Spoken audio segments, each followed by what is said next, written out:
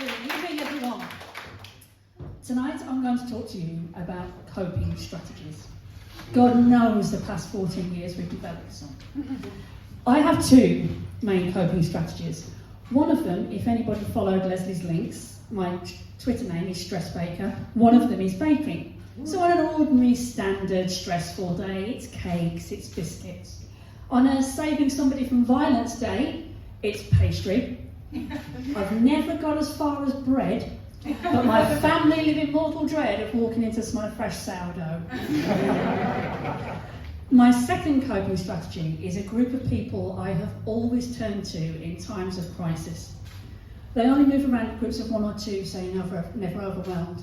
They've got an absolute obsession with your soul, and they can't come into your home uninvited. Jehovah's Witnesses have saved me on so many occasions. Of course, I'm joking. It's vampires. I did once invite Jehovah's Witnesses into my home. It took me 4 years to get rid of them. Please don't judge me. I was a lonely new mother. But at least I knew there was absolutely no chance of them wanting my blood.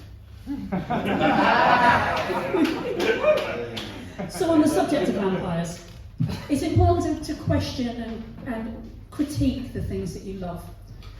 And I have two main questions about vampires. The first of them is that you never see a chubby vampire. Has anybody wondered why that is? Nobody wondered why we never see a chubby vampire, because let's face it, they're physiologically human, and they must feed on people who are the human equivalent of a deep fried pizza. So that fat has to go somewhere. Does anybody here enjoy a full English breakfast? Yay! Sausages, bacon, fried bread, eggs, tomatoes, black pudding.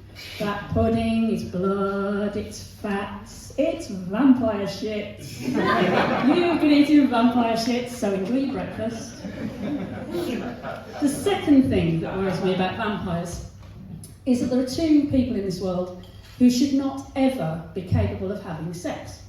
Now, canonically, vampires are the sexiest of the monsters. We all know that, right? Right? Yeah. They are the sexiest of the monsters. We've all seen Buffy. So, they are canonically the sexiest. But they should not be able to have sex. The dead should not be able to have sex. And neither should Jacob Rees-Mogg. But I can reassure you that Jacob Rees-Mogg does not have sex or reproduce the same way everybody else does. Jacob Rees-Mogg can never get wet. He reproduces like a gremlin. You get him wet, out pops a little moglet. But going back to the important subject of vampires and sex, does anybody know why vampires should not be able to get stiffy, a stonk on, even a lazy lob? Why should vampires not be able to get hard? Can anybody tell me? They've got no circulation. No circulation, so they should not be able to get stiff. So there have to be one of two solutions to this. The first is either during the rigor mortis process, when you've got stiff and then you go all floppy again, in the granular region of the vampire, they remain hard. And they remain hard for eternity. So it's either that or they are the world's largest consumer of strap-ons, thus keeping love going in business. Now, you don't suddenly wake up one day feeling a bit shit and going, oh, I'm feeling a bit rubbish. Oh, you know what made me feel better? A nice cuddly vampire. It's not that. My dependency on vampires had to start somewhere, and it was with my dad. Staying up late, far too late as a child, watching Hammer horror films with my dad. I'm sure we've all done it. And my dad died way too young. My dad died way too young. Oh. Don't take the piss. And when he died, you have the option. You don't know what to do with the remains. You have to wonder what to do with the ashes. I didn't know what the legalities were. I didn't know what we were and weren't allowed to do. So we decided on a guerrilla scattering. So we decided to sneak him up. So we took my dad up the Wrekin, not a euphemism. The Wrekin is a massive great hill near to where I grew up.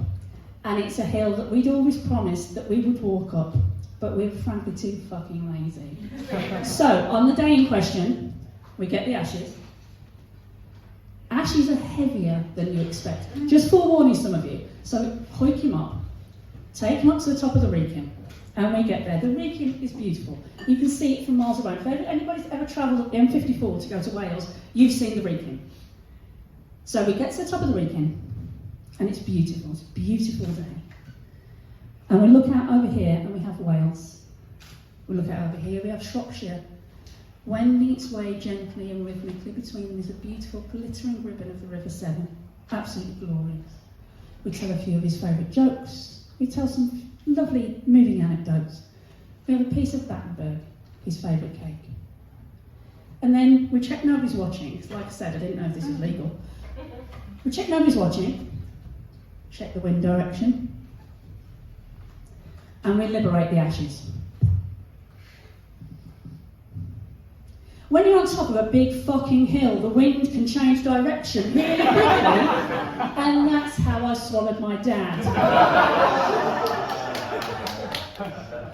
But thank God my mom didn't swallow my dad 30 years before, otherwise I would have been able to share that story with you. Thank you.